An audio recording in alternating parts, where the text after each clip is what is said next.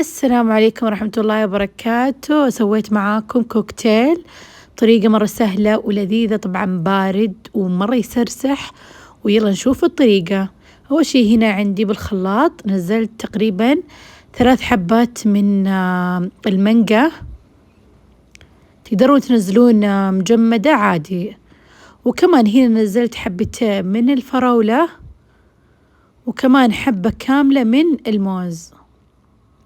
طبعا هنا استخدمت حبة كاملة.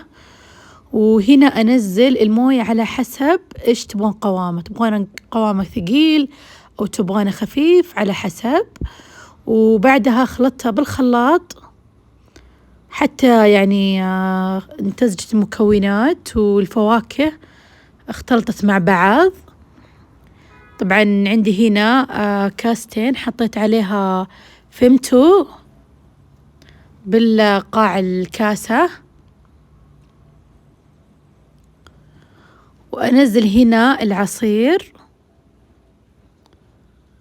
شفتوا كيف قوامه؟ ما شاء الله تبارك الله.